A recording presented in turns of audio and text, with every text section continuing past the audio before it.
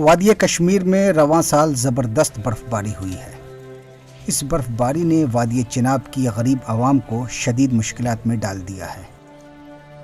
نومبر سے شروع ہوئی برف باری کا سلسلہ مارچ میں بھی ہنوز جاری ہے۔ اس غیر متوقع برف باری نے معمولات زندگی کو متاثر تو کیا ہی ہے، اس سے اگر کوئی طبقہ سب سے زیادہ متاثر ہوا ہے تو وہ ہے اجرت پر کام کرنے والے یومیہ مزدور۔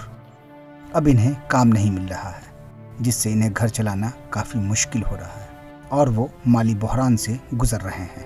حالت یہ ہے کہ یومیہ مزدوری کر کے اپنے اہل و عیال کا پیٹ بھرنے والے اب فاقہ کشی کو مجبور ہیں۔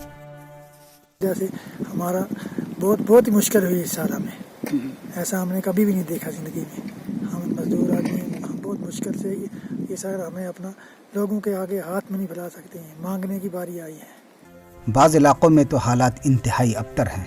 متاثرین خاص کر گجر طبقہ سے تعلق رکھنے والے لوگ نقل مکانی اور اپنا ساز و سامان فروخت کرنے پر بھی مجبور ہو رہے ہیں۔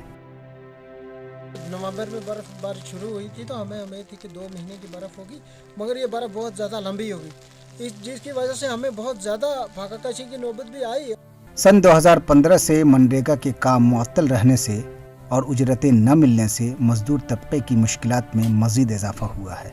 ہمیں کام ہوتا تھا نریگا کا، نریگا کا کام ہوتا تھا، وہ بھی جو ہے بند ہی ہے۔ نہ ہمیں 18 کا پیسہ ملا ہے تو 19 کی تو کوئی بات ہی نہیں ہے، اس کا تو کام ہی نہیں ابھی ہوا ہے۔ تو اس سے جو ہے ہم جو غریب لوگ ہیں، جو غریب طبقے کے لوگ ہیں، ہمیں جو ہے کافی جو ہے مشکل آ رہی ہے اور کافی ہمارا جو ہے نقصان ہو رہا ہے۔ مقامی افراد کے مطابق انتظامیہ نے ان کے مسائل حل کرنے اور امداد پہنچانے میں کوئی خاطر خواہ اقدامات نہیں کیے۔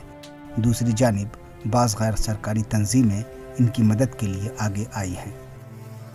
اس تعلق سے مقامی انتظامیہ کا کہنا ہے کہ اس مرتبہ غیر متوقع برف باری سے منریگا کے کام نہیں کرائے جا سکے۔ حالات سازگار ہوتے ہی کام دوبارہ شروع ہوں گے۔ ضرورت اس بات کی ہے کہ انتظامیہ ان پریشان حال لوگوں کی مدد کے لیے فوری طور پر مؤثر اقدامات کرے۔ نومبر سے شروع ہوئی مسلسل برف باری کا سلسلہ آج 11 مارچ کو بھی ہنوز جاری ہے۔ اس ریکارڈ توڑ برف باری سے نہ صرف خطہ چناب کے بیشتر علاقوں میں گزشتہ 5 ماہ سے زندگی مفلوج ہو کر رہ گئی ہے، بلکہ اس نے محمد بوٹا کی طرح خطہ چناب کے ہزاروں قوموں کی معاشی طور پر کمر توڑ کے رکھ دی ہے۔ اب ان حالات میں غریب عوام کی نظریں بے بسی سے حکام کی طرف اس امید سے دیکھ رہی ہیں کہ انہیں اس معاشی بحران سے باہر نکلنے میں کچھ تو مدد کریں۔ ETV بھارت کے لیے بھدرواہ سے طاہر ندیم خانی سدری۔